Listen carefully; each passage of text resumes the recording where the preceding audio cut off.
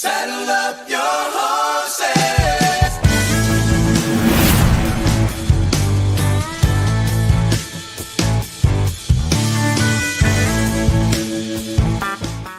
Pitter patter, let's get at her. It is another episode of the Manely Broncos Podcast, and we are excited to have you alongside with us. The Denver Broncos are inching ever so closer to achieving something that we as Bronco fans have not seen in 8 to 9 years. And we actually are planning something special, I should say, for the moment that does happen, whether it's going to be maybe after this game. I think we all hope that it's going to be after this game.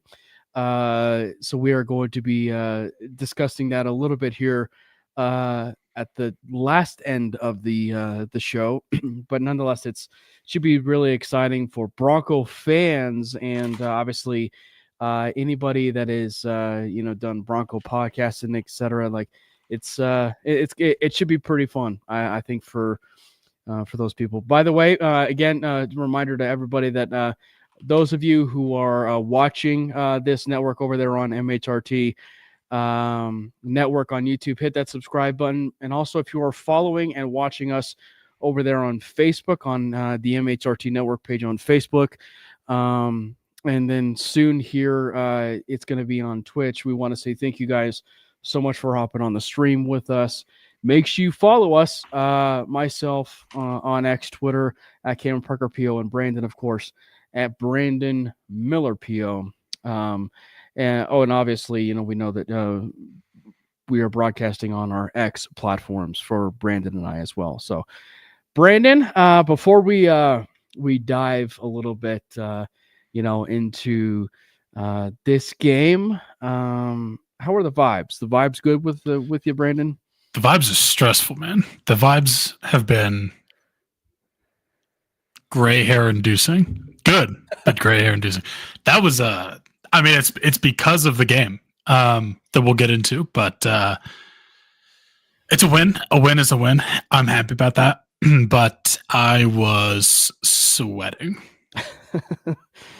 Just I'd say just a little bit. I think a lot of us were kind of sweating. It was fun, certainly to be at the game. I don't know if I would have said that was fun. If I was there, I would have been like, "This is horrifying." I don't know how you did that. I was fortunate enough to stay downtown with the family. My dad and mom and I went to go stay downtown and just enjoy the weekend. And the Colts, funny enough, were staying at our hotel.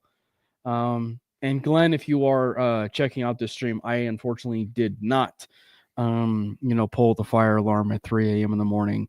But no, it was fun to get a chance to just have a nice little weekend getaway, but experience a Denver Broncos win, a huge Denver Broncos win, right? The biggest Denver Broncos win, and should I say game that we have seen, frankly, since what is it, 2016, which would have been that AFC championship game. So, it was stressful. It was exciting. But I think the way that I would probably phrase this, Brandon, and I said this on 5280 last night, but it's like the mark of good playoff teams or good teams is when you have bad games, what seems like bad games, but you kind of pull ahead and you win by a rather large margin. That's usually the sign of a really good team or a good football team. That's exactly what happened in this game against the Colts. It wasn't pretty, but if you were to tell me that, in just about 100 yards passing and, and Bo Nix would have arguably his worst 3 quarters or 2.5 quarters, mind you, of football, but him still being able to, put points up on the board, help the team put points up on the board, and help really, lead the offense down and be resilient. That's still progress. Because I think that, you look at it from the top, and I'm not meaning this from the Bo Nix side of things, but just from the offensive side of things, I don't know that they even win that game at the beginning part of the year, right? So Bo Nix has arguably his worst game in Seattle, and then they go out and score and put this amount of points with 31 points up on the board and beat the Indianapolis Colts, a possible playoff team, by 18. That was very, very impressive. Yeah. I mean, every single Broncos team pretty much since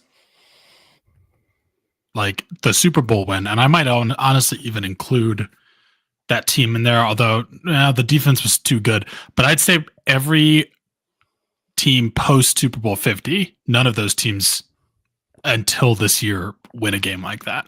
Like that was just so far outside the possibility of the capabilities of like every other Broncos team that we've seen before this year. So that was nice to see. And I think I'd agree with you on, I don't know if the team, like if let's say the schedule was reversed from, every game we've played, we're going in the reverse order. Like, I don't think that us opening the season with a game like that, like that's a loss. So that was definitely nice to see. It made you sweat a lot. We had to earn it. But yeah, I mean, I think that can only be a good thing. I mean, Bo Nix, unfortunately, is going to have those games where he looks like a rookie, and you just don't expect to see that coming out of a bye.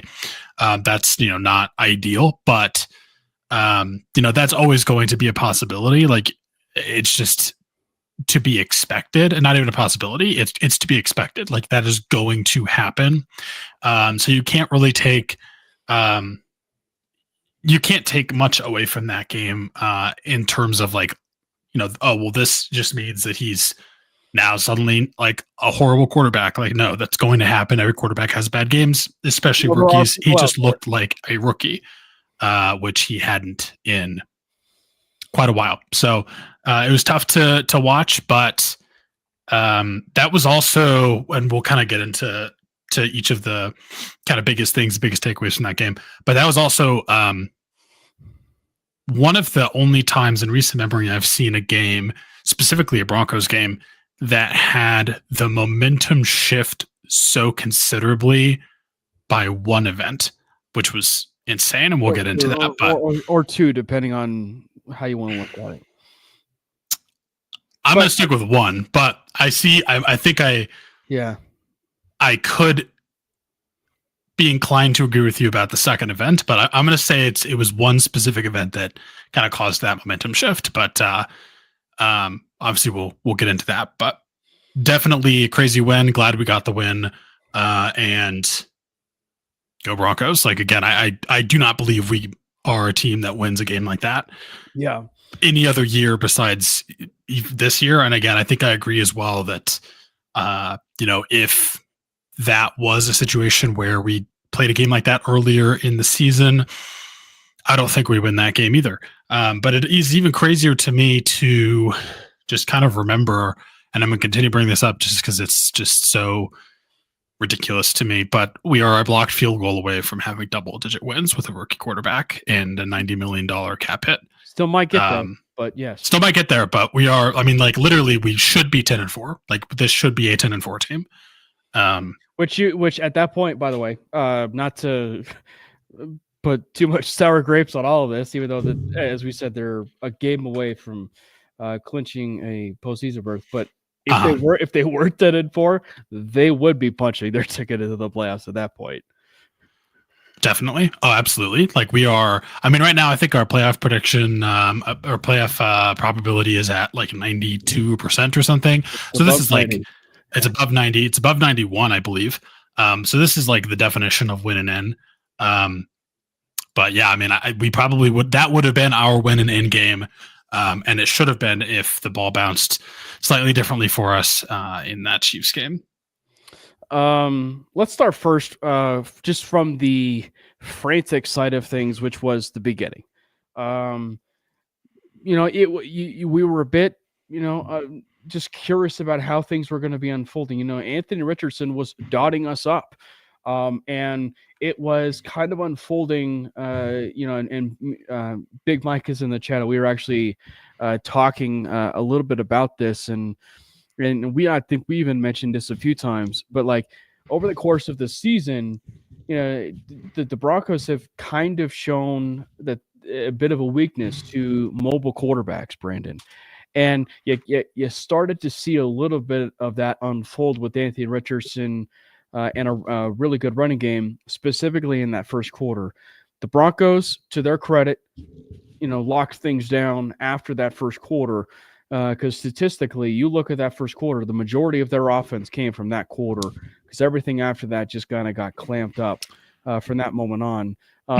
But it was a very stressful first half, to say the least. I mean, you had Anthony Richardson go all the way down, and the Broncos were allowing third down conversions with situations and plays that were, they were like running plays. You know what I mean? Like, so they were backbreaking like third down conversions, like and third and longs, mind you, as well.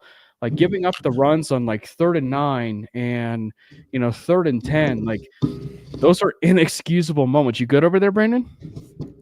My pop filter is struggling, but yeah, I mean, if you look at pretty much every time the Colts got into like a 3rd and long, 3rd and 10, 3rd and 9, whatever that would end up being, I just expected that they were going to convert that, and that is not a great feeling to have to go through in a game like that. But it was just shocking to me because even though, yes, he's looked better coming off of his temporary benching, like Anthony Richardson still is just not yet a good quarterback. And to see that offense just look like they could pretty much do whatever they wanted on third down was first quarter, slightly concerning. I mean, we did kind of lock it down a little bit, but the defense was not great in that first quarter.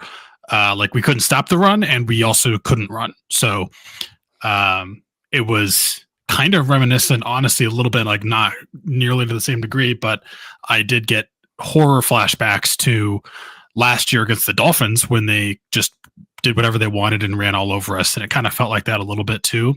But it was, yeah, I mean, definitely not a great first quarter, but I will say, as strange as it was to see, like Anthony Richardson looked pretty, in my opinion, pretty decent in that first quarter. Mm-hmm. He cooled off very quickly, but he made some plays that was like, dang, that was a nice on time, tight window throw over the middle of the field, for kind of in that intermediate zone, that like 15-yard zone, which is really where he struggled so much. Like he always had those crazy, insane bombs. And he was like okay in the short game, but the middle kind of yardage, he was just absolutely horrible. So it was kind of also, again, slightly concerning to see him be able to do that against this defense. Yeah. But yeah, I mean, he did kind of come back down to earth and look like the Anthony Richardson that we expected to see pretty much after his long run for that touchdown that we had given up. Pretty much from that point forward, he kind of cooled off both as a runner and a passer. But it was not a pretty first quarter. Yeah, it was one that kind of got you worried. And then after things transpired, the run defense started to kind of pick up just a little bit. But it was after, it was after the moment where things started to kind of turn briefly, should I say? Like it started to kind of turn briefly into this Broncos direction, and the Colts were up 13-7.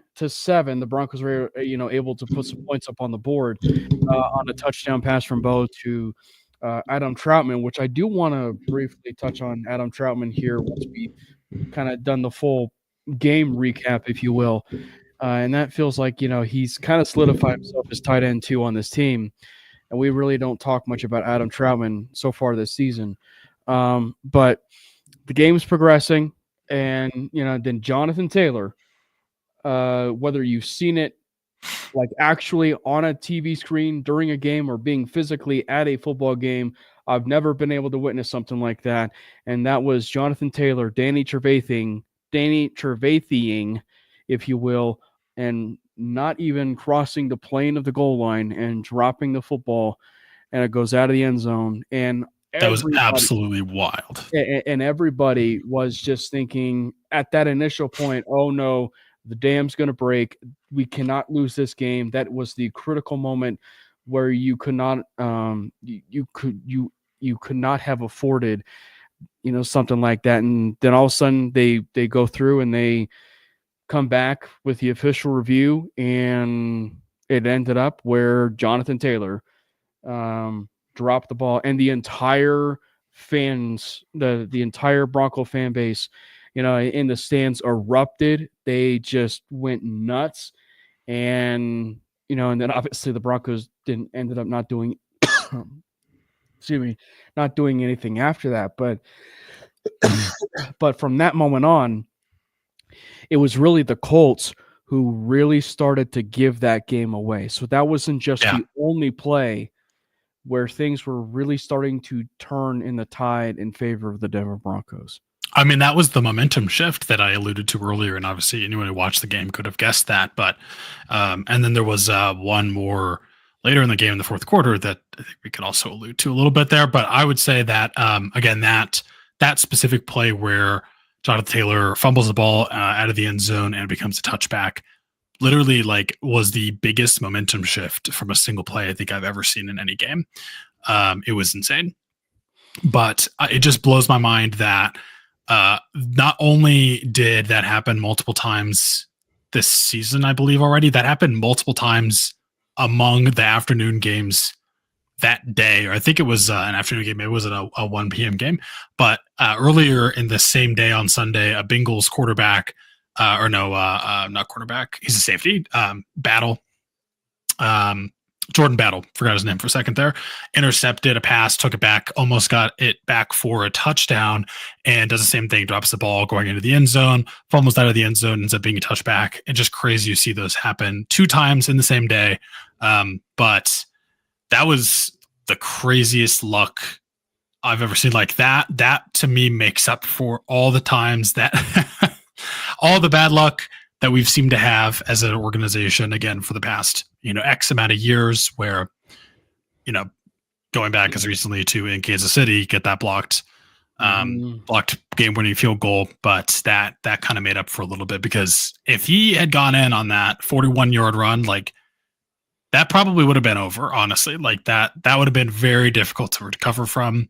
But yeah, that was an absolutely crazy play. And then that kind of was the wake-up call the rest of the team needed, even though we weren't able to really capitalize on that. Very next Colts offensive drive, we force a fumble on that just brutal but clean hit from, I think it was Locke? It was Locke. PJ Locke, yeah. Just great play by him. But caused that forced fumble, got the ball back again. We really still weren't able to capitalize as much as we probably should have on those turnovers that we were able to force. Field goal on that. They got a field goal on that one. But that was the momentum shift. I mean, that was crazy. But I gotta say, it's so crazy because we talk about that Jonathan Taylor play in the past, and it's one of the reasons why we talk about there's just these games, and that this was another one of those examples where it feels like they lose that game in the last 8 years, and and that's just because a play like that, with Jonathan Taylor, I'm not saying he the dropping the ball side of things, but they scored that. They scored that. There's no way the Broncos are coming away from that. No, that game is completely over if they score that. So anyway, you're talking 13-10 at that point. And then, a little bit before that, it seems like some of the special teams was starting to become a little bit of a factor. Mims, I think he had about a 30-yard return that then resulted in a drive that didn't result in points a little bit. But the moment with that 13-10, right after that was some other special teams stuff where Marvin Mims, who, by the way, won the special teams player of the week today, basically had the biggest punt return, if you will, of the entire season. you could even say he saved the Broncos' playoff chances with his punt return. He turned into what we had typically seen with Mims as a punt returner, and that is a running back. He has phenomenal vision when it comes to being a punt returner. He truly turns into, what appears to be a halfback. Excuse me, as a return man. And it was a beautiful return. It was a 61-yard return, which brought them inside the 20. The Broncos were able to capitalize. That was the touchdown pass to Nate Atkins, another player that seems to be, kind of flying under the radar just a little bit. And then at that point, Brandon, the Broncos finally were able to take the lead, and thus resulting in 17-13. So Mims, really kind of helped things out there with his huge punt return. Yeah. Marvin Mims has been just somehow grossly underutilized by this offense in general. He's had some struggles, but plays like that and what you see him do on a punt return like that, it just makes you wish that they could do more things to get in the ball. And I feel like we've heard Sean Payton talk about this multiple times already. But I just think you need to just try to work him into the rotation as a receiver as much as you can. Obviously you had that. You have the just crazy play out of the backfield 3 weeks ago before the bye week, where Bo throws that just absolute missile over the middle of the field for that. It was like a 90-yard touchdown, something like that. Mm-hmm. But you see him make plays like that, and you just think, like, this is what this offense has been missing. We've been missing the explosive weapon, and by all accounts and purposes, like, we have him. We just need to find a way to use him more. But kudos to Marvin. That was an absolutely insane punt return, and that was the other, obviously, momentum shift that just kind of, maybe not even a momentum shift. We already kind of took back the momentum, on that Jonathan Taylor fumble, but just if anything, that kept our momentum going, and like that, he iced the game with that, basically. And I think he's going to house one of those before the end of the year. It seems like he's been really close. He's right there. Yeah. I thought he was maybe going to do it, but there were a couple of Colt, players that sort of were able to swarm him a little bit there. Yeah. I think there was maybe a block that was missed. But yeah, absolutely crazy return by him. And then, the other, I guess you can honestly say there were probably 3 momentum shifts. Mm-hmm. Nick Bonito back-to-back, baby. Bonito back-to-back. 93-yard touchdown pass. Yep, so that's the one, Graham. And I think that this is it's such a phenomenal play that, the all 22 are great views. You know what I mean? They are great views. But I think that if you look at this particular case, I feel like, and I was asking Glenn this question of 5280, Brandon, but I want to know your thoughts, because obviously I was at the game. But I feel like the broadcast view would have been almost like the best type of view for a play like that, because, right, it's that side-on view. And so when you get a chance and you see the play where, PS2 is running over to A.D. Mitchell or Adonai Mitchell, and he's putting his hands up in the air, trying to, basically to, divert it a little bit and stop the pass a little bit, and it gets thrown.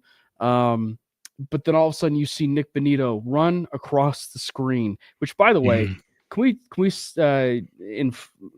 what you and I need to do is we need to write a letter to the NFL and basically say that was actually a pick six, not. I actually cannot understand that. How was that a fumble recovery?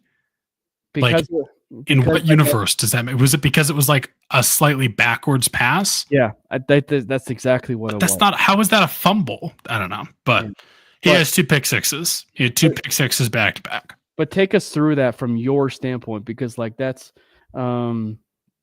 Like, cause just I feel like seeing it from that broadcast view would just feel like so much different than actually watching it from an all 22 view. Oh, it was like holy shit. Because when the Colts snap the ball, they drop back. He throws that like lateral pass over to Adonai Mitchell. I'm just kind of thinking, oh, it's a screen, like whatever. I don't know what they're trying to do, but they've lost the ball. They're trying to take care of it, just like get in a rhythm, get something going. And then AD Mitchell kind of like tries to, I think this also honestly threw it off a little bit. It looked like he caught the ball and then had to like realign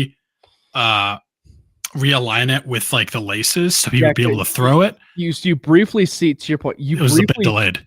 You briefly see him kind of do something with his hand. And it feels like you probably weren't able to see that as well in person, but I saw that in the broadcast and I was like, oh, that's weird. What's he doing? And he goes to throw it back. And then it's like, oh crap. They're getting cute with it. Like someone's open downfield. What are they going to do? And then you just see 15. I couldn't even tell honestly at the time who it was, but I saw a streak of orange just like running towards it. And I was like, oh, they're going to bat it down or whatever. They're going to try to make a play on the ball. And Nick Bonito just like could not have timed that more perfectly. Yeah. Just runs right under it and takes it back for I'm going to call it a pick six. It was a pick six. And I just remember thinking my exact reaction and it was like, holy shit. That is exactly what we needed. That also iced the game. Nick Bonito is a dog.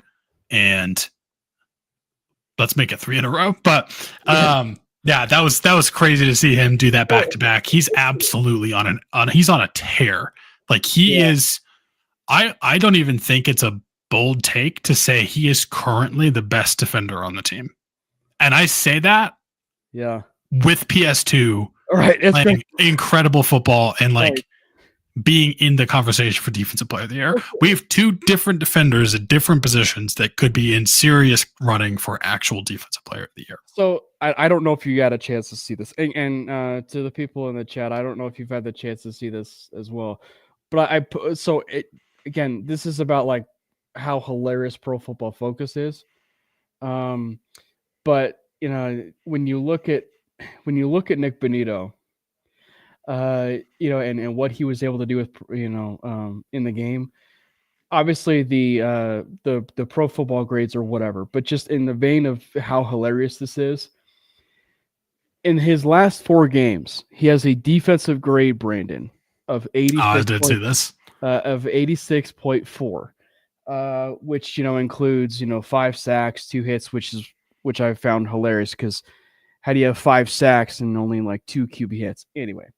And he's got 9 hurries. That's not the part that's pretty hilarious.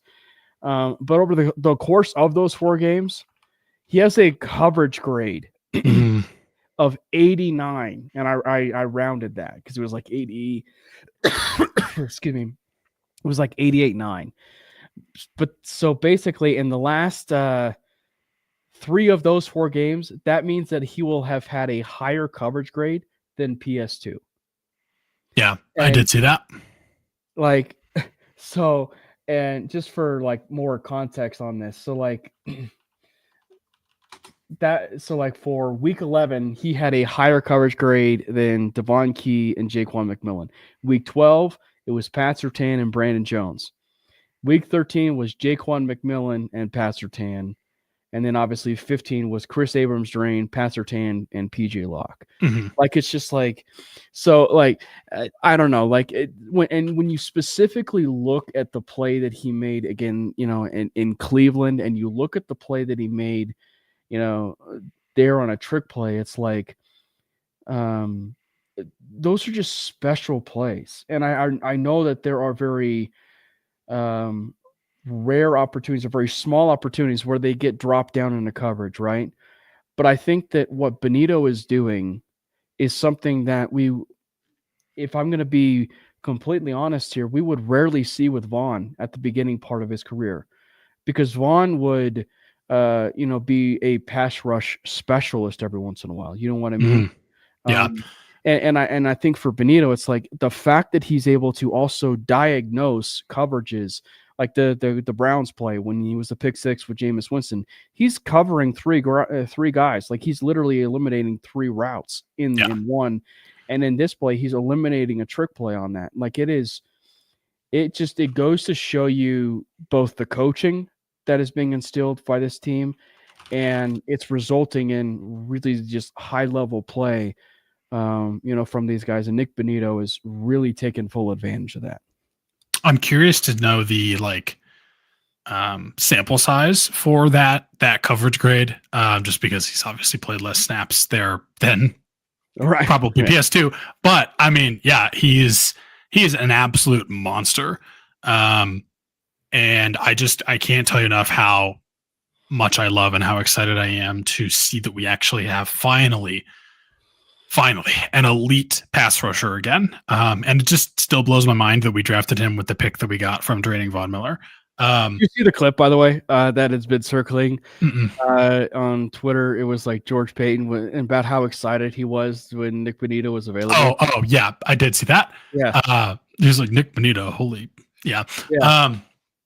And I won't lie, when we drafted him, I was like not the most hyped. I was like, a linebacker, really? Okay, or edge, I guess, off ball, yeah. And I'll eat crow. I will eat crow. Nick Bonito has been an absolute just marvel. And he is going to be curious how much does they make from game 1 to game 2? I'm assuming you mean from the Colts to the Chargers? Yeah.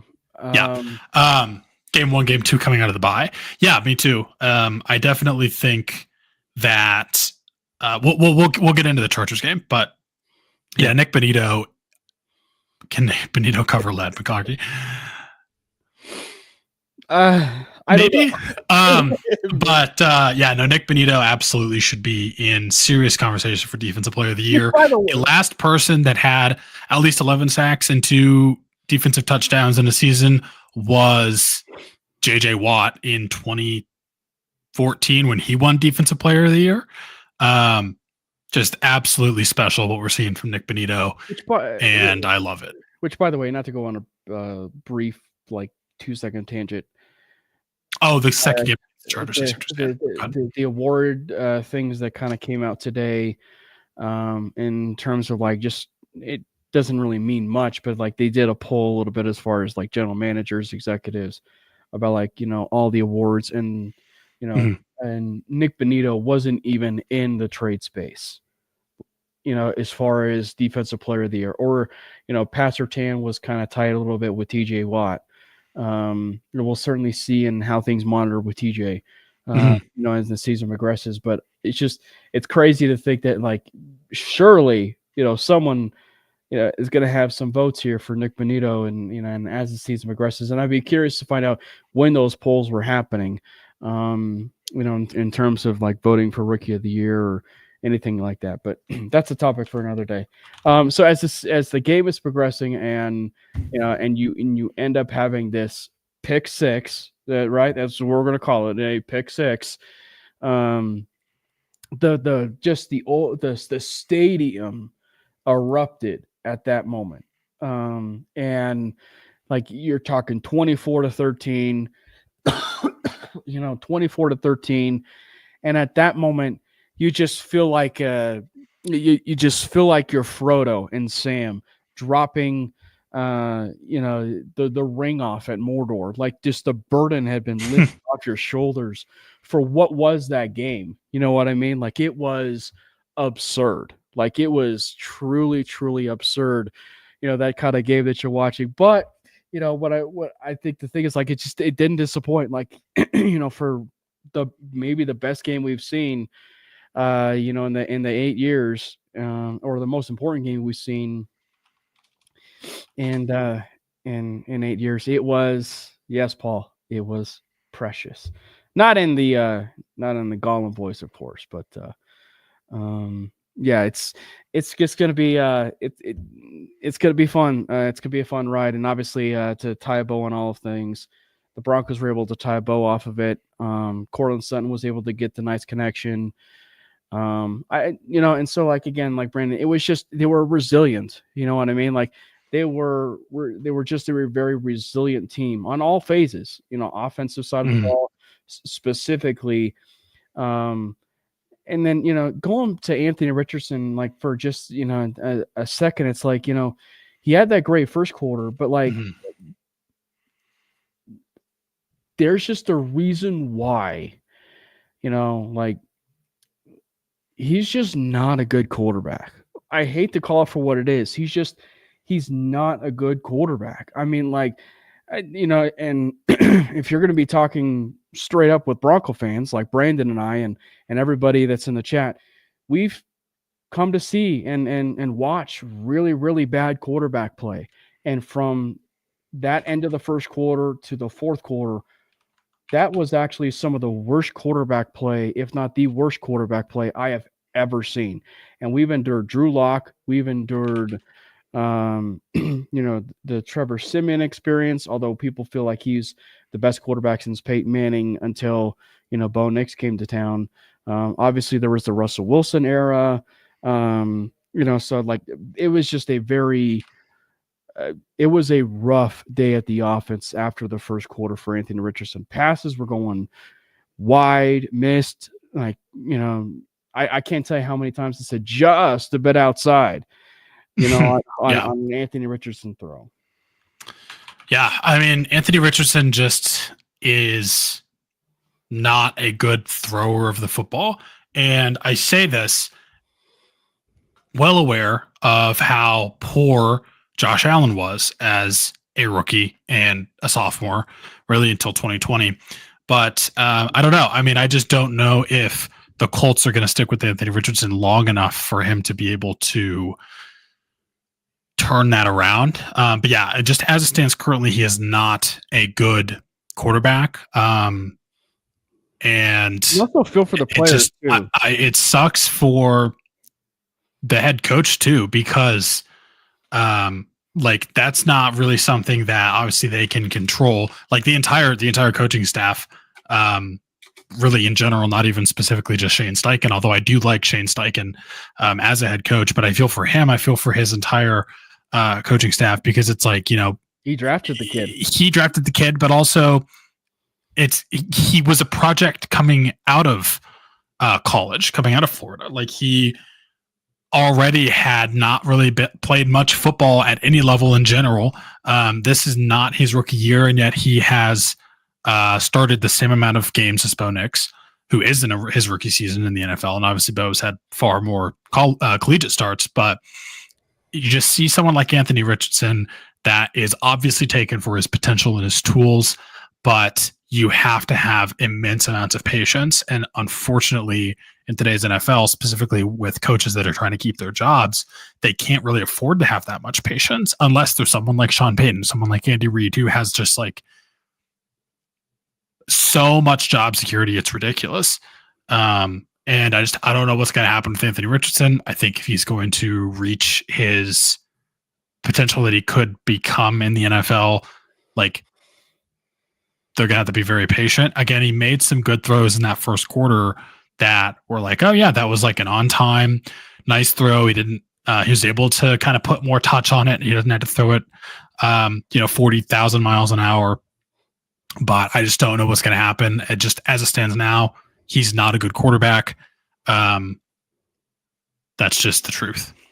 So how would we if you were to tie a bow on this entire game, would it be fair to say the word resilient on your end? If I tied a bow on this game and I had to sum it up, I would say win ugly. Yeah.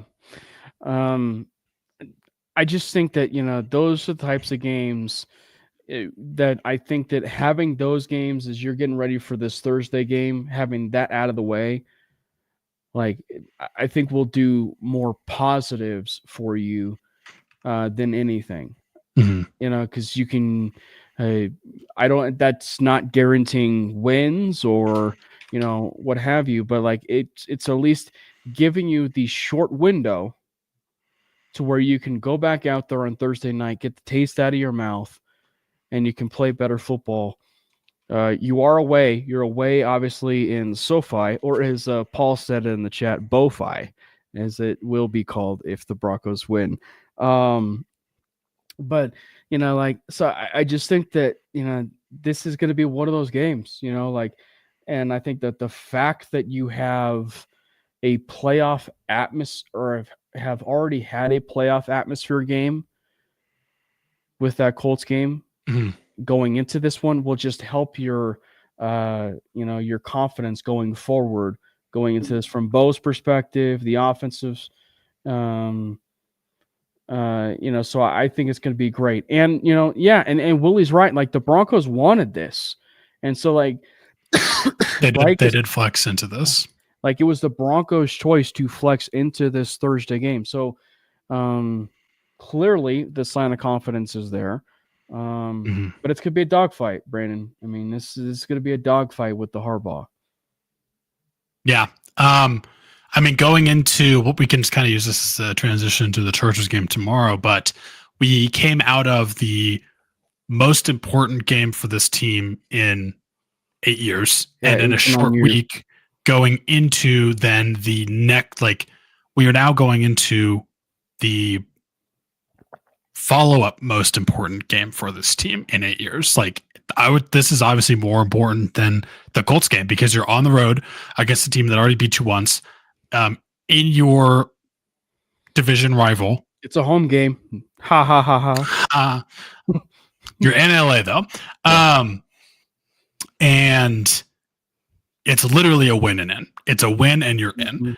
And I mean, depending on what happens this weekend, like, this could be as simple as you win and you're the 5 seed, because if the Steelers beat the Ravens, which they have done for the past 2 years, the Ravens have not beaten the Steelers since December 11th, 2022. Then we leapfrog the Ravens and go up to the 5 seed, I believe. And then at that point, you're talking about a Texans and Broncos match. And then you're talking Texans and Broncos. And I'd much rather play the Texans than the Steelers, which is who we would currently be playing as the 6th seed. Yeah. And that would be absolutely fantastic. So I am, as much as I, don't really want to root for the Steelers, I'm going to say I root for the Steelers. And, kudos to Russell Wilson for having the guts to change his game up and kind of show that he does have some life left in the tank. I'm just like, why couldn't you have done this sooner, bro? A little salty, but you know what? We have Bo next now, so we're good. But yeah, I mean, this is now even more important than the Colts game. Like, we go into, like, talk about trial by fire for this rookie, because, like, he's coming into a very, very passionate organization with a passionate fan base that is, like, he is now in sole control of, like, the biggest game in our history since we won the Super Bowl. For sure, Bo. We love you. And last game was ugly. And, the Chargers beat us before in a very, honestly, a similar kind of way, where played absolutely horrible in the first half, came out in the second half and started to come back a little bit, but just didn't do enough. I think, what was it, scored 20 points in the second half against the Chargers last time, wasn't enough to pull it out. I will say it's a bit different now, because as much as we seem to not be able to stop the run, the Chargers don't really have any healthy running backs left. You also can't rule anything out with Harbaugh. That's true. This is going to be a big one, and it's on a short week for us, obviously. Not having Riley Moss is going to suck. If you guys hadn't seen today's injury report, 3 days in a row they haven't practiced. Monday's injury report was an estimation because they just didn't practice. Yesterday was a walkthrough. Today is a walkthrough. And so they were all estimations and not official reports, but they have officially ruled out Riley Moss for tomorrow, and which sucks. Jaleel is out as well, which also sucks. Thankfully, in all those estimations, Pat Surtain was listed as a full participant, so he's probably going to be good to go. And the other notable players that had left the Colts game in DJ Jones, I believe, was listed as full. And then so was, John Franklin Myers. Yeah. There was another guy in there too, who was full and is going to be, there were 3 guys. I thought they were, of course, PS2. Franklin Myers, DJ Jones, PS2. That were all listed as full. I will say there was a moment in this week, as far as the injury report, where Riley Moss was limited. So it kind of made. I mean, he was limited the last 2 yesterday and today. But so it made you feel like if the game was Sunday, he's probably playing in that game. Sure. But that also should give you some optimism that, after this Chargers game, you're probably talking about him being far more available, for this Bengals game that they're going to have in Cincinnati. But the Moss injury is killer. There's no doubt, and the impact that he's had, has been notable.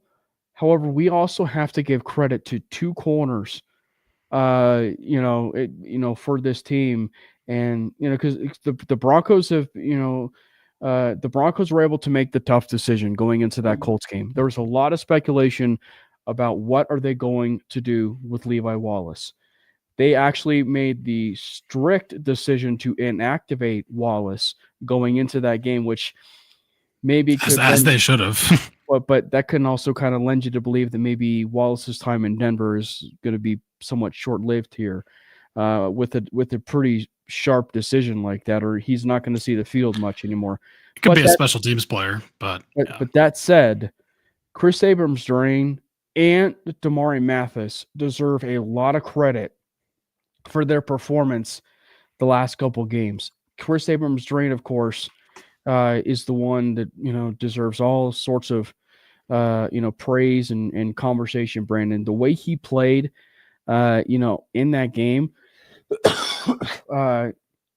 in that Colts game, should give us a lot of optimism going into this Chargers game. So one of the things of note, and this is one I did mention in the 5280 podcast, but he was a former wide receiver at Missouri. He was converted to corner after he was a wide receiver. So that should give you a little bit as far as, some idea that he at least knows that position rather well, in terms of playing corner. And so it affords the transition for him to be a little bit easier. But also too, you look at the Colts wide receivers, Brandon, the shortest wide receiver as far as of their trio was 6'2". A.D. Mitchell, I think is like 6'2". Alec Pierce is like 6'3". And then you have Michael Pittman, who's 6'4". They got some tall dudes on that Colts roster. So I think that Chris Abrams-Draine playing in this game against the Colts is a great test for him going up against this Chargers team, which I would venture to guess that I hate speculating, but I would venture to bet that they're probably going to have PS2 on Ladd McConkey majority of the time. Mm-hmm. And then, they'll have Chris Abrams-Draine on maybe Quentin Johnston or, Josh Palmer. But like Quentin Johnston has to prove he can catch first. But Palmer and Johnston are really big wide receivers. So that's at least enough test from this last week for him to where it should be a decent, transition going on a short week. So I think that, it's going to be an interesting game. It's going to be a very interesting game. And but kudos to him for really coming in and playing at such a high level. Yeah. I am definitely loving what I saw out of Chris Abrams-Draine. His biggest knock coming out of Mizzou was that he was a bit smaller. He is 5'11", or listed as 5'11". But he played his ass off. Had that really nice coverage in the end zone. And then Damari Mathis as well, that, we kind of wrote off a little bit. He didn't write back though. And, another small corner. He's looked better. I remember multiple times thinking there's no way Damari Mathis can be worse than Levi Wallace when I was watching Levi Wallace get absolutely just boat raced every single snap. But another small corner too. Yep. And I do think I don't think you're going to see PS2 solely on Ladd. I think you might see him a little bit on Quentin Johnston, just because Quentin Johnston is 6'4". Like, I don't think you want to put someone 5 inches shorter than him on him, but I do think you are right. I think you're going to see, like, obviously more of him on Ladd McConkey. Ladd McConkey is, even as a rookie, clearly their most reliable pass catcher. Quentin Johnston against the Chiefs a couple weeks ago had like 5 drops in the fourth quarter or something, 4 drops in the fourth quarter. He's just been absolutely inconsistent in every possible way. But yeah, Damari Mathis, I think, is DeMar Mathis and Chris Evans-Drain are going to be really big parts of the secondary tomorrow, and I'm excited to see what they do. DeMar Mathis almost had another interception off of Anthony Richardson in the first quarter, actually, of that game, kind of before everything got out of hand. Just wasn't able to come down with it. It was a bit of a high ball, went up for it and just really wasn't able to get it. But he's been playing better. I wish we had Riley Moss, but you know what? I'd rather have Riley Moss be healthy against the Bengals because he's probably going to be on T. Higgins and obviously going into the playoffs if we do clinch it. So, it sucks, but I'd rather have him be healthy. So, yeah, Chris Evans-Drain and DeMar Mathis, time to step up. Yeah, and that's what I was just going to say is, Brandon Jones also had a hell of a game. I had to say that. Yeah, Brandon Jones. He's been killing it. And PJ Locke, where for as much as he had the huge forced fumble. So as much as we've been talking about, safety being kind of an underrated need, you play more like that, right? You play more like that. Down the stretch, you're going to make it a little bit more difficult for the Broncos to move to possibly make that hard decision. To cut ties on a contract just a bit short, because I think Locke signed a 2-year contract. So, it's going to be very interesting. But the Moss thing, like, it's one of the reasons why it helps soften it just a little bit, because, in terms of, him being on the injury list because of the play, specifically of, Chris Abrams-Drain. And then, of course, you go forward with the defensive line. Obviously, they were really bad in that first quarter.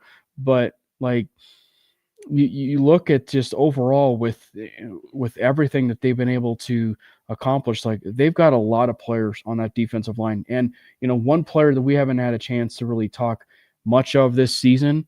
But it's kind of flying under the radar in terms of all the popularity going to some of these other guys. DJ Jones is the guy that, I don't know about you, Brandon. I don't fault him for wanting to possibly test the market and want to maybe get the exact kind of deal that he did in Denver coming here, which was, starter level money. But I just think that, he's entering a conversation where it's like, if I'm the Broncos, I'm at least entertaining the idea of wanting to re-sign him. Oh, we absolutely should. He's been so good for this defense. And he's kind of like an unsung hero a little bit on that defensive line. DJ Jones has been a stud. And I definitely think that we need to keep him. And we should also acknowledge some of the other underappreciated, players on this team. That maybe aren't getting the praise that they deserve. We've talked about Cody Barton.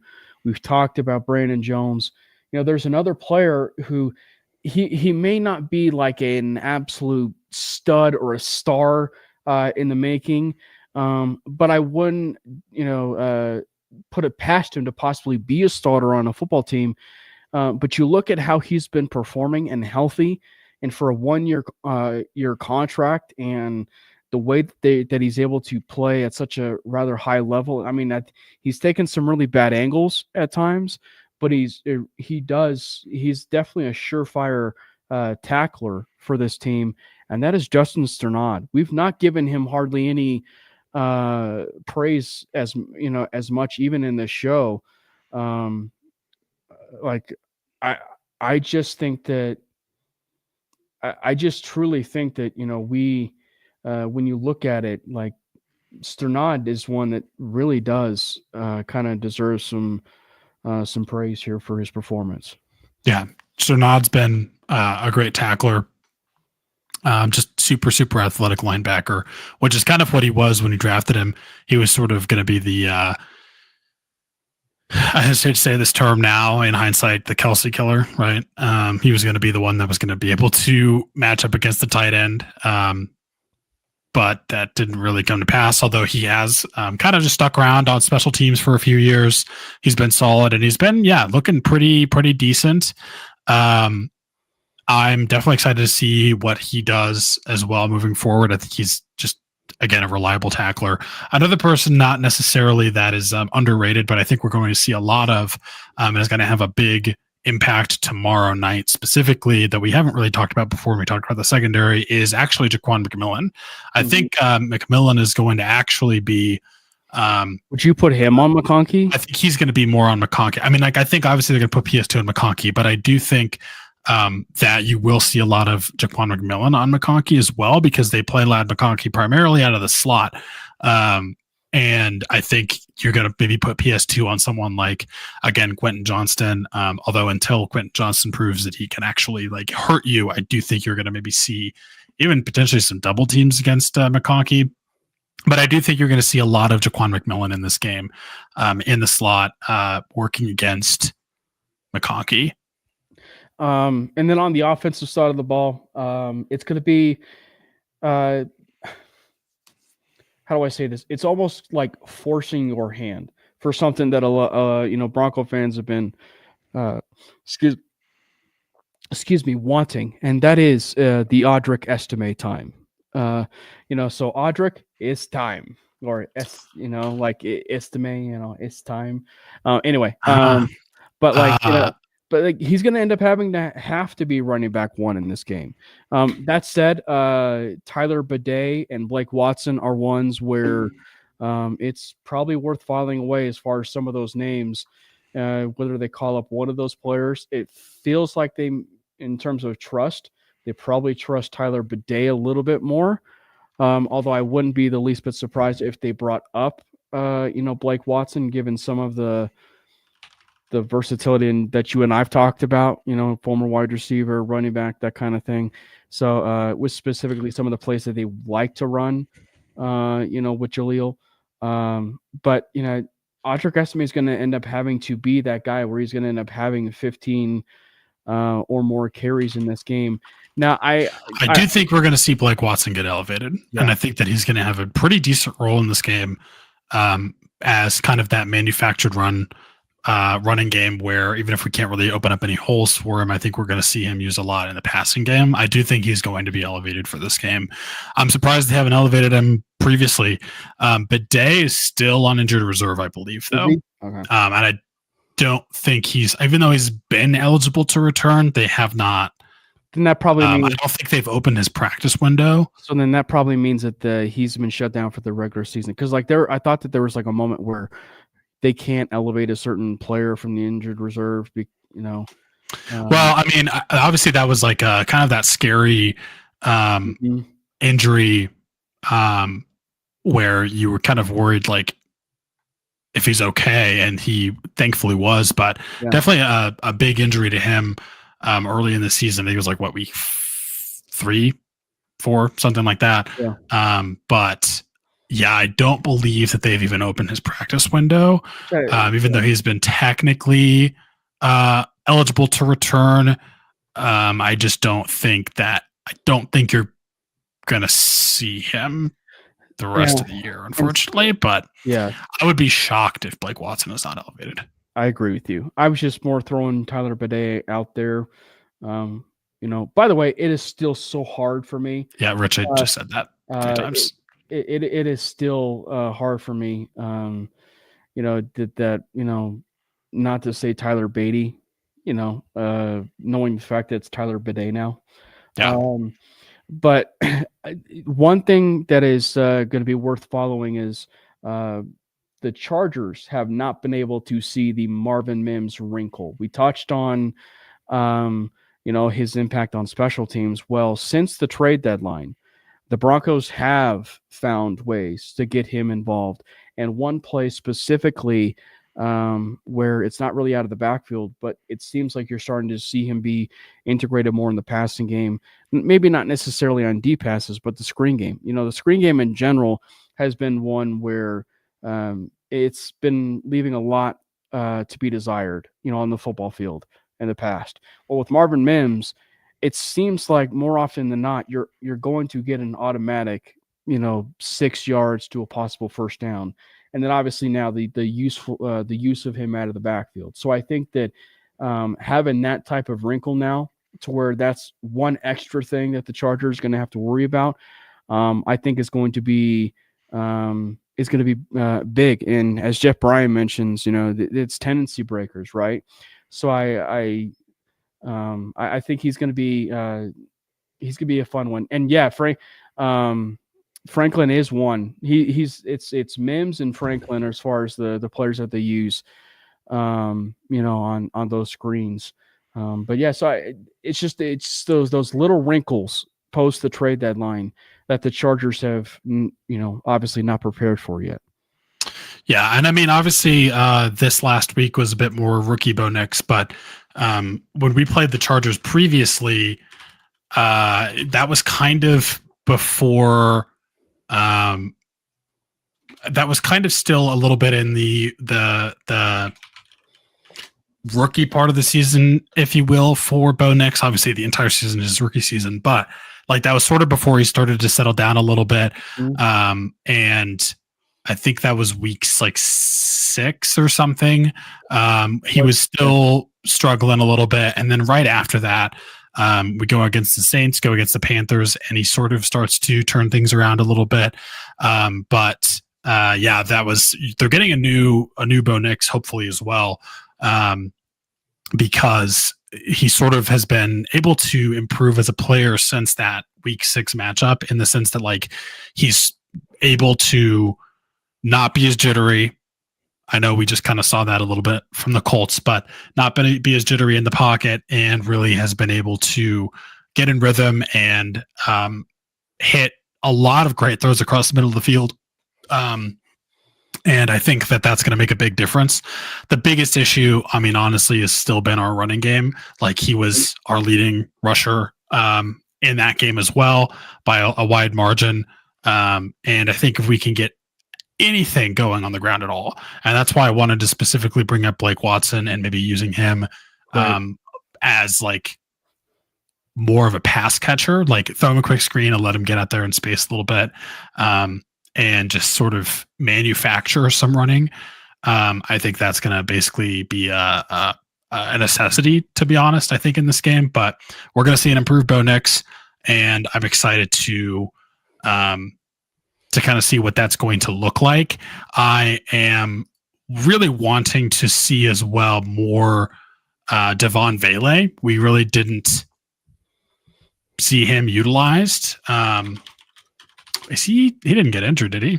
No, he just wasn't even targeted, which was surprising because he kind of started to build a little bit more of that rapport with Bo.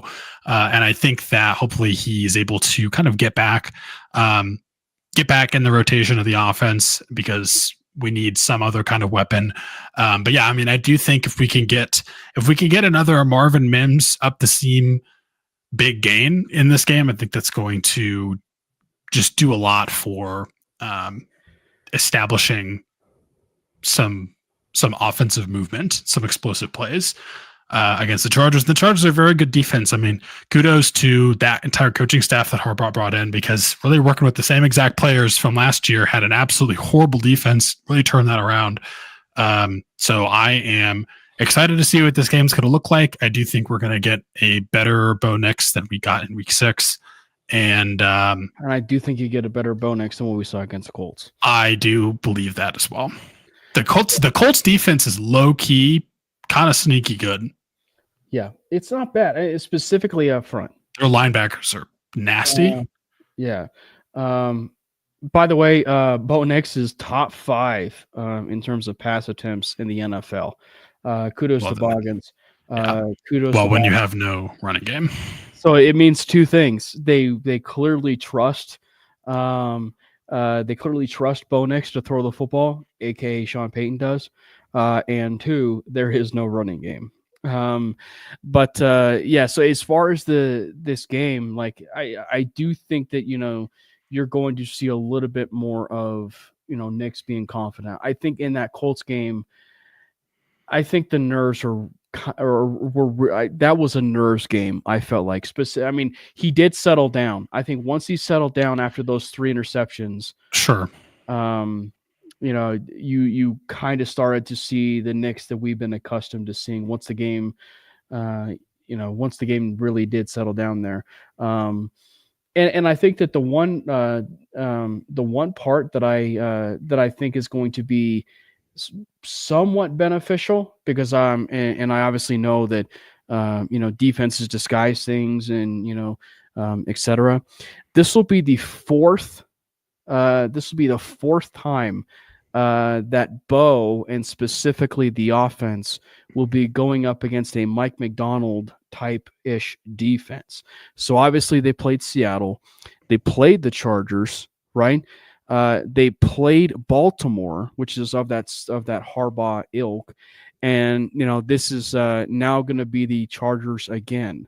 So what are going to be some of those adjustments that need to be made? The tight end is one that we're starting to kind of briefly see a little bit of some momentum going. I'm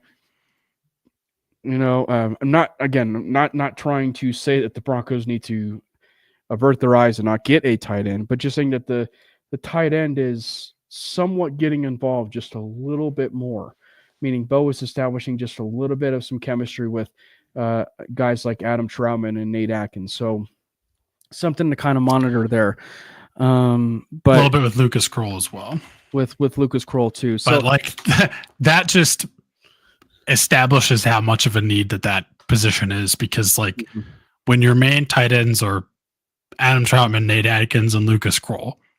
I mean, Adam Troutman, a little bit underrated, I will say. Like, I think he's a good tight end. But he's kind of established himself on this team as tight end too.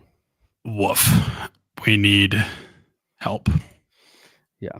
All right. So as far as the prediction for this game, I said it on 5280, Brandon, this is going to have like NFC West, Big Ten football type feel to it. It's going to be an ugly game. Like, this is going to be one where, it's going to be one where it's going to be physical. It's going to be not high scoring at all. I think the team that gets to 20 is going to win this football game. Or if they get above 20 or at 20 or above 20, I think that's the team that wins this game. Mm-hmm. And I have the Broncos actually winning this 20-14. Wow. I do agree. I think this is going to be another bit of an ugly game. It's going to be a bit more of a defensive slugfest. I don't know what to predict, to be honest. I did see that Justin Herbert is also dealing a little bit with an injury. And when does he not deal with an that's injury? Fair, but I think he was limited back-to-back. That's going to make an impact here. I really wish we had Riley Moss, but I do think we're going to see a lot of just defensive playmaking in this game. I think Nick Bonito is going to have another monster game. I don't think he's going to necessarily maybe get another pick six, but I do think he's going to be able to get to Herbert and hopefully log yet another game with the sack here. I'm going to be closer. I'm going to say 20-17. Denver.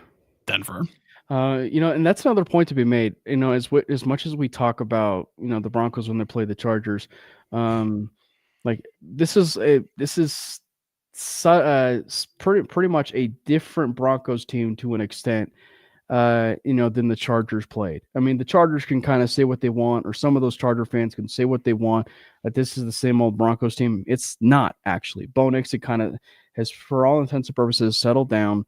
And, we brought up Nick Bonito. Nick Bonito is not even the same player that he was at week 6 of the regular season. He's far and away asserted himself to be a defensive player of the year candidate, maybe the leader in the clubhouse. We are probably biased with a statement like that. But I mean, an argument is certainly there.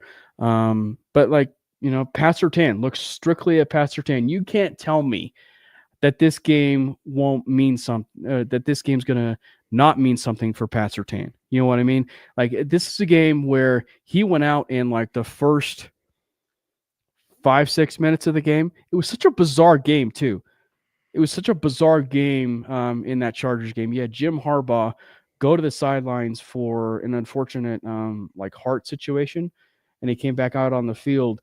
And then a couple plays later, PS2 has the concussion, and he has to go out, get the concussion protocol. And unfortunately, he got ruled out of the game. So it's just such a very just weird game, because the moment when Surtain went out, everything just seemed off. Everything, just defensively, offensively. So I think that this is going to be certainly a tough game, though, and I think as far as some of those players who were somewhat affected or just completely changed who they were as a player, it's going to be a very, very good game, a primetime game, finally. Yeah, I think this is going to be entertaining to watch. Thankfully, PS2 seems to be okay. Did you see what Pat Surtain Sr. said about his son right after that injury? Which I was going to go back and real quick mention this. I'm not saying it was dirty, but I was not a fan of that low hit by Josh Downs. Josh Downs when he got that interception. Like, that was a bit like, come on, man. What it reminded me of, not to the same level, but you would have reminded me of, do you remember when, was it Harry Douglas who went low on Chris Harris Jr.? I think so. Yeah, it kind of reminded me a little bit of that, not to that same degree, because the Harry Douglas play was pretty bush league, but I do think that the play was like, it didn't. You did not need to go low there. I mean, certainly make the tackle, but I don't think he necessarily needed to go low there. All right, we'll get a chance to mention about what we're going to do tomorrow, because spoiler alert, we are actually planning to do a show, but the caveat is if the Denver Broncos win this game. So I'll tell you guys a little bit about that at the end of the show. Again, for anybody that is just tuning into the stream, please feel free to comment over there on X, Twitch, YouTube, Facebook, over there on MHRT. Follow both Brandon and I at Cameron Parker PO, and Brandon Miller PO, and obviously the show handle as well at Manely Broncos. Hit the subscribe button for MHRT Network, and with Rich in the chat too. Make sure you go check out, of course, Wild Wild West, which was airing just before this every Wednesday. Let's tie a bow on the NFL talk a little bit, Brandon. I teased last week that we were going to talk some college football. The college football playoff. It's the first year that we are going to be introduced to the 12-team playoff in college football. It's going to be super exciting because you have upsets galore, possibly in terms of this college football playoff bracket. Who do you feel should be on upset alert if you're looking at it? Some of these games. I have a couple, but like, what are some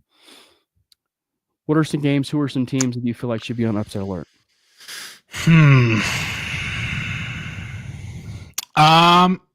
That is a great question.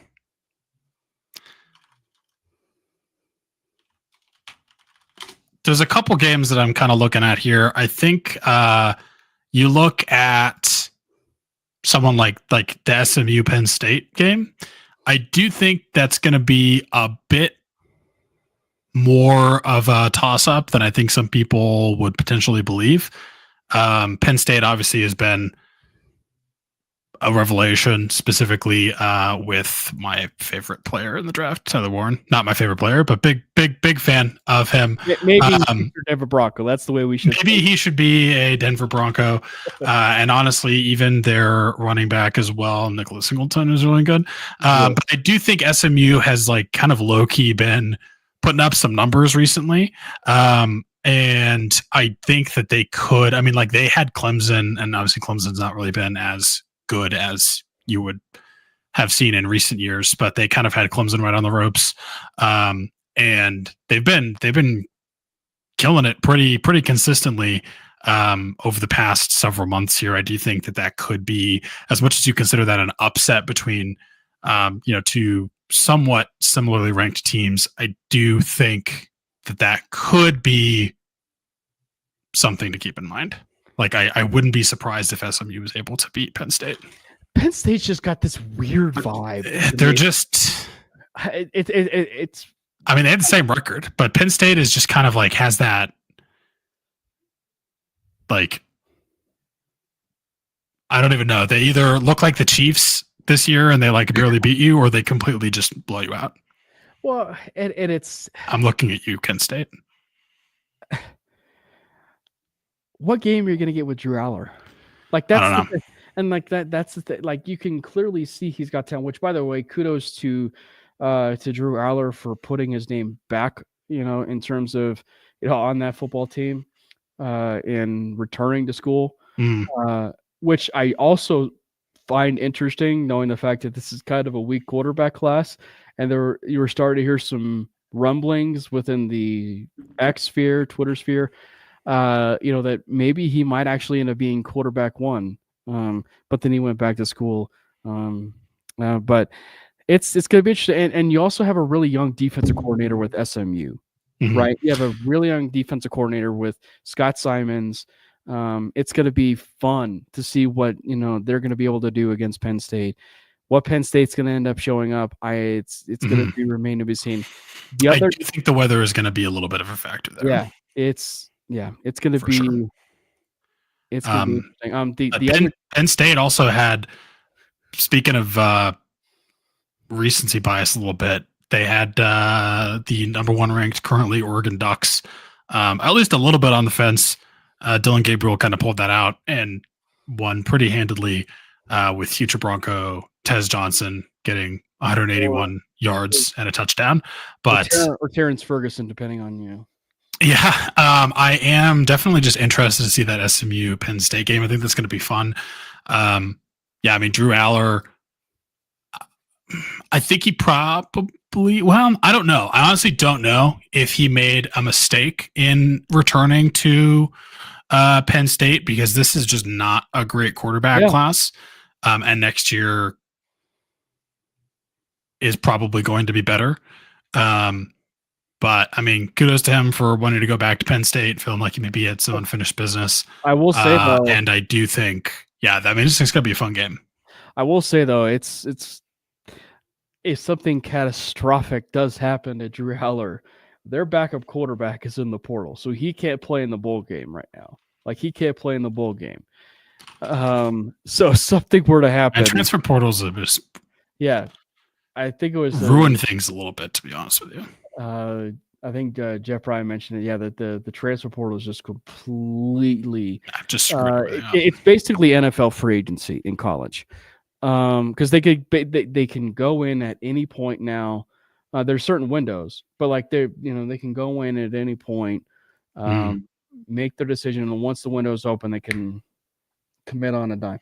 Although there's been some players that apparently have like almost like left the program, if you will, and then they just randomly showed up at another school and then enrolled in that school without anybody even knowing about it. Like, who are you? Where'd you show up? Like, how'd you go through admissions this fast? Like that kind of thing. The other game I think that's going to be really worth monitoring. What's your upset? Is Tennessee and Ohio State. Ohio State. I was going to say that next. Yeah. Obviously I'm a Big Ten guy, but like to piggyback a little bit on the quarterback thing, like what quarterback are we going to get with Will Howard? I don't think he's a NFL caliber quarterback, but I just think that like, what are you going to get with him?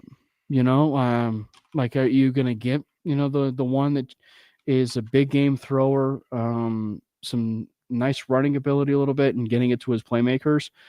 Or are you going to get like the inconsistent Will Howard, where the passes are just overthrown and not where they should be, and turnovers and really bad turnovers in really bad spots. Like Tennessee's defense is pretty underrated.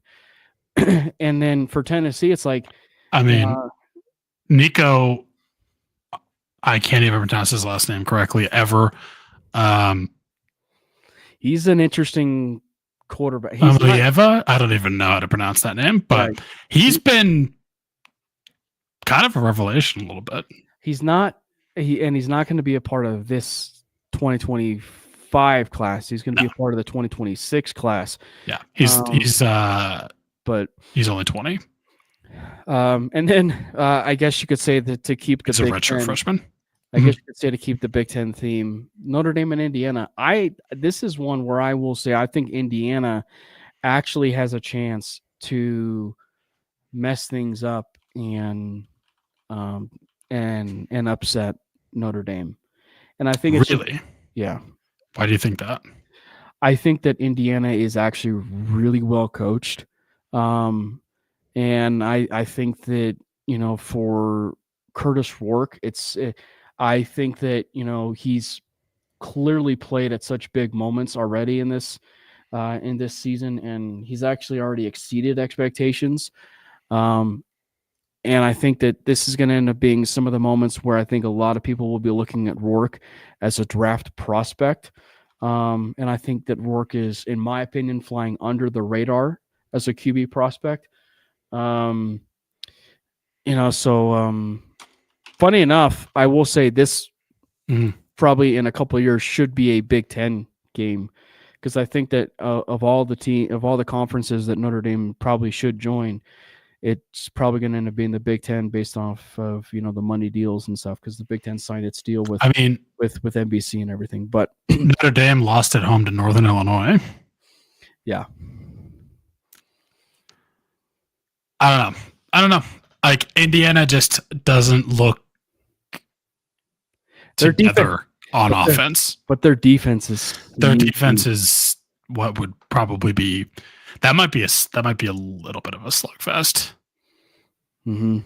Well, but you could say if it's a little bit of a slugfest, that would tip the cap a little bit to the Big Ten game, Big Ten team, since they're kind of used to it. By the way, Notre Dame just has the ability to absolutely boat race you, though. Like, that's the only thing. And it does seem like Riley Leonard has clearly played much better football. Jeremiah Love is also insane. And Xavier Watts, to say that maybe, like, I know we mentioned that safety is kind of a sneaky need. But Xavier Watts is one that maybe if you are a Bronco fan doing mock drafts, I would maybe want to file away. Who do you think actually wins it? Like, if you were to make a call? I'm going to stick with Notre Dame. You think Notre Dame's going to win it? I'm going to say Notre Dame's going to win that. I just don't know what Indiana's offense is going to look like. I have no way of knowing what their offense is going to look like. Yes, it could be atrocious. We could be seeing Florida State Notre Dame again. I don't know. But it's interesting. As much as we were talking about Penn State, there is one team that I do not trust out of this entire bracket. Mm-hmm. And it's Georgia. I do not trust Georgia at all. And it's actually because of Carson Beck. Like, Carson Beck's injured. Like, he's basically got the Tommy John injury that Brock Purdy had. And they have a bye, thankfully. I mean, they have a bye.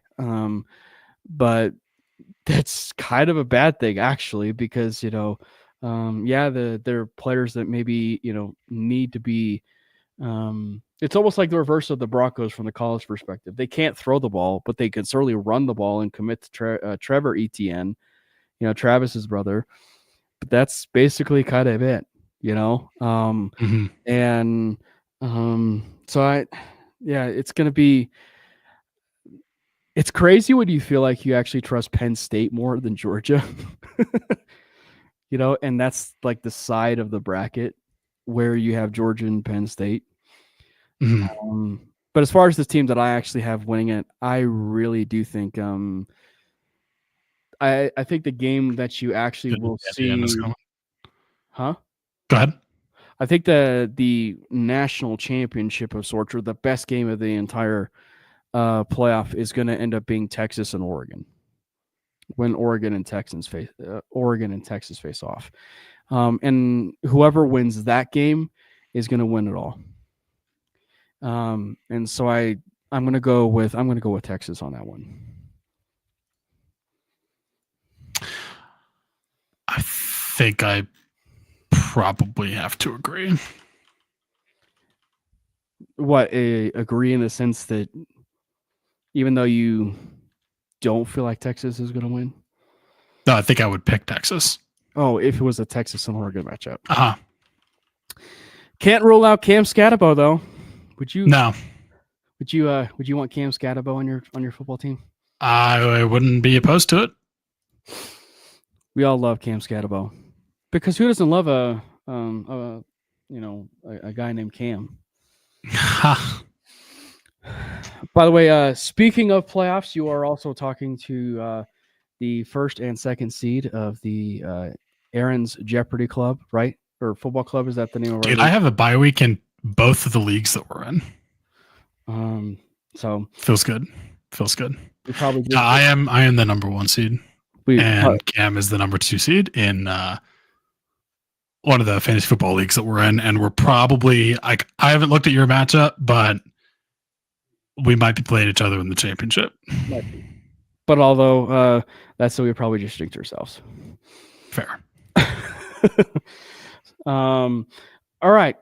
So as far as the biggest news of the night, and we saved it for the last thing, we are going to be letting you guys know that tomorrow, if the Denver Broncos win, and we know that if they win, that means that they have clinched a playoff berth. Manely Broncos is going to be doing a special episode podcast tomorrow night where it'll be immediately following the Chargers game and the Chargers and Broncos game. And we are going to have numerous guests that are going to be either Broncos fans or they're going to be some people that have been on Broncos podcasts before, maybe some that have been on this particular show before. And it's going to be loads of fun. It's going to be one where, these particular guests will just kind of dip in and then if they need to leave, they'll leave and we'll just usher in another guest. But the whole goal of it is that we are hoping that we are going to be celebrating. We are going to be celebrating one where hopefully they clinch a playoff berth, and so I think that it's exciting. We're going to be relishing in the fact and remembering the 8 to 9 years that were the Denver Broncos year, and obviously the current season that we're in, and then talking about what's going to end up happening next, obviously, as the season progresses. But it's going to be a lot of fun, and it's one that hopefully if the Denver Broncos win, it'll be a special episode. I will say, if we're going to be teasing this now, the type of structure that we're going to be pulling for in terms of possibly an episode tomorrow, if the Broncos don't win, we'll push it to maybe the following weekend, if you will. So if they play the Bengals, we'll probably do a special episode after the Bengals game if they win that one, and then so on and so forth. It should be exciting. And yes, Jeff, anybody that is new, anybody that I feel like is one where if they want to just kind of hop on the stream, they don't even have to talk, but if they want to just be on the stream, be on with the guys and listen to thoughts, listen to commentary about the Broncos playoffs and et cetera. It should be a lot of fun, Brandon. Yeah, that's going to be a fun time. Hopefully we pull out the win against the Chargers and we can host a special, never before seen edition of the Manly Broncos podcast where we're in the playoffs. It's like a different. Think of Mario when he did the Engage 8, but it was like with, but it was like a lot of people that were doing Broncos podcasts. Think of it almost like an Engage 8, but like we're almost rotating, people in and out, and there are people that are like Bronco fans, people that have done Bronco podcasts, and so it's all the above in terms of people that are on this, and it's almost like if you were to put Twitter Spaces or X Spaces or whatever, and make it into a podcast that is live streamed for people and have their voice heard for Bronco fans and et cetera. It should be a lot of fun. That'd be fun. That would be super fun. Anyway, I thank you guys so much for hopping into the chat. We may or may not be on tomorrow. So again, remember to stay tuned for that. Hopefully the Denver Broncos can come away with a victory. If you don't see us tomorrow, there will not be a show next week, of course, because it is Christmas week. And, we want to make sure that we wish you and yours and the family a very Merry Christmas, a special Christmas with the family. We certainly appreciate, being a part of your lives. And we're going to appreciate, the time with our family, of course, with the Christmas season. But we want to, take that good week off. So I don't know if it's been said, there also will not be a 5280 podcast as well next week. Because of Christmas week as well. So, thank you guys again. And remember, let's go Broncos! God bless Bo Nix! Fast lane when I pass in the street, bag of money in the passenger seat. Tempo's been asking for me on the road from the west to the east. Way up, I might never come down, cause the coast racking up the flight miles.